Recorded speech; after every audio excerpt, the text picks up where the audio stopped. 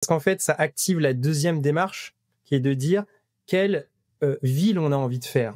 Est-ce qu'on a envie de faire une ville SMOBI, un urbanisme pour l'écran, qui épouse la netteté de l'écran, à la Séoul, par exemple, où en effet, il y a des feux rouges qui ont été installés au sol pour permettre au SMOBI de ne pas avoir Mais non.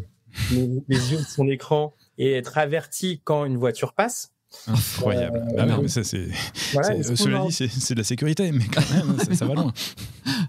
Donc, est-ce qu'on a envie de faire la ville pour le SMOBI, pour l'écran, et ça va être la direction, et c'est la direction qui est prise par plusieurs villes du monde, ou est-ce qu'on a envie de faire de la ville un espace de déconnexion, ou en tout cas un espace qui réduit autant que possible la place du SMOBI et des écrans dans l'espace public.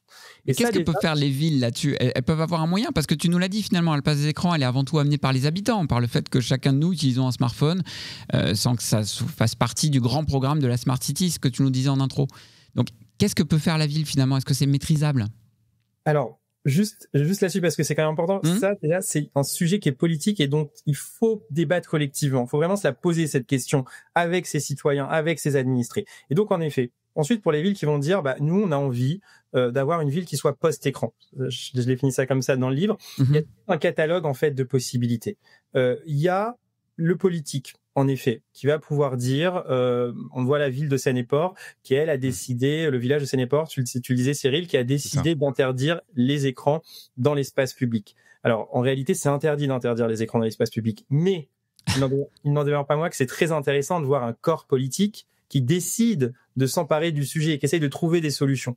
Il y a également la possibilité de créer d'autres interfaces en fait avec l'information urbaine. Il est là l'enjeu, c'est de faire en sorte que notre interface avec la ville ne soit plus uniquement par le smartphone.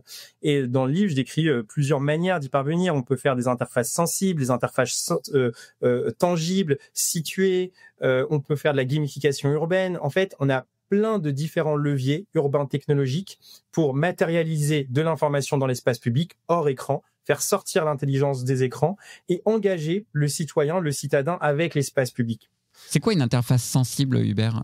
Le terme est tellement classe, je l'adore, mais il faut que tu nous le précises. Est-ce que c'est pas un oxymore déjà, une interface sensible ? C'est étonnant, ouais. C'est quoi ? Alors, le concept d'interface sensible, en fait, c'est un concept qu'on a développé chez Urban AI pour désigner des interfaces qui sont sans écran, low-tech et multisensoriel. Et en fait, il se trouve que c'est un concept qu'on a d'ailleurs expérimenté, ou en tout cas co-développé, avec des acteurs nantais, entre autres. Il y a maintenant quelques années, on a organisé un hackathon avec l'école de design de Nantes, avec la métropole de Nantes. Il y avait également la métropole Nice-Côte d'Azur, l'école de Strat, The Sustainable Design School. Et on a dit aux étudiants, vous devez matérialiser des données de ces métropoles dans l'espace public sans écran. Et c'était absolument passionnant parce qu'au début, les étudiants étaient un peu démunis en disant mais comment on peut faire sans écran ?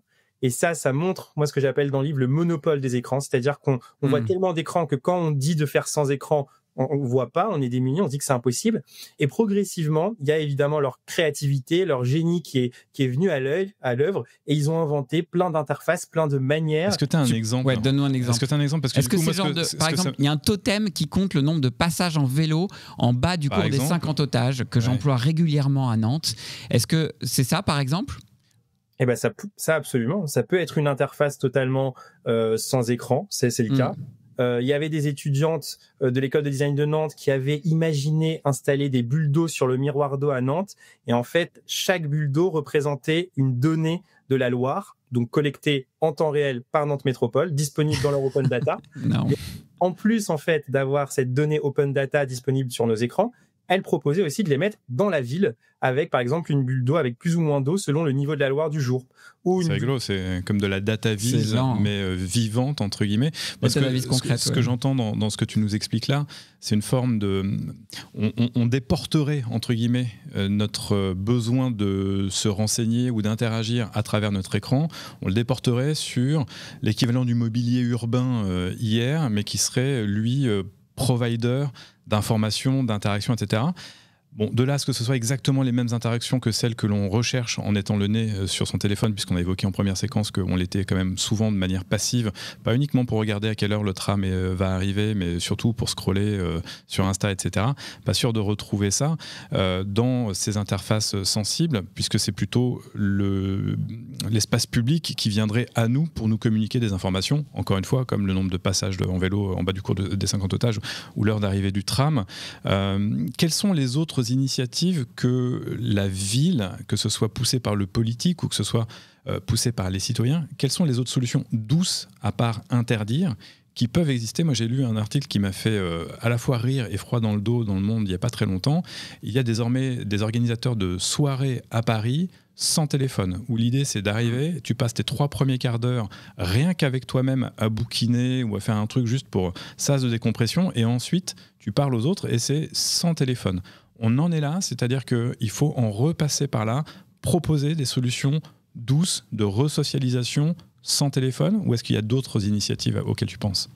Alors, ça peut en faire partie. Vous vous souvenez, la définition du SMOBI, c'est 2 choses. Les yeux sur l'écran et le système. Donc, ça veut dire que lorsqu'on veut agir sur le SMOBI, il faut qu'on agisse sur l'un de ces 2 leviers.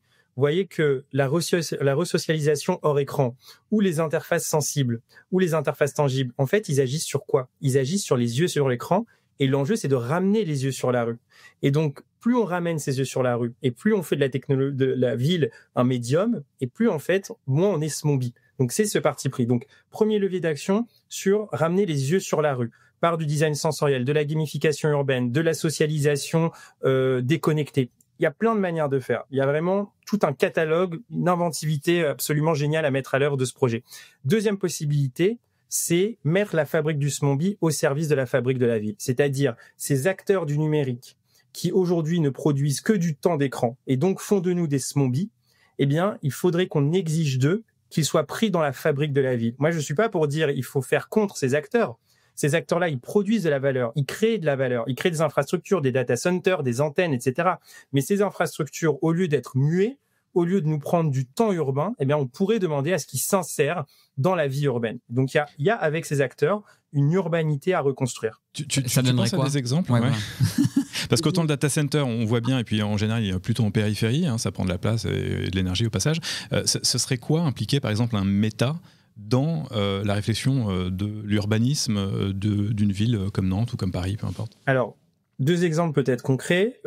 Sur les data centers, en effet, aujourd'hui, principalement, ce sont des infrastructures muettes, invisibilisées. On pourrait les engager dans l'urbanité du territoire. Ça peut être récupérer leur chaleur fatale, ça se fait de plus en plus. Ça peut être aussi faire en sorte que ils développent peut-être une scénographie urbaine ou qu'ils fournissent des services urbains, des services aussi sociaux. Donc en fait, que ce ne soit pas que des infrastructures technologiques pour le SMOBI. Et on pourrait le faire de plein de manières différentes. Ça peut être des clauses incitatives dans des appels d'offres. Ça peut être aussi de la régulation contrainte en disant si vous voulez installer vos data centers dans notre ville, ce sera à ces conditions. Il y aura une clause d'urbanisation de vos infrastructures.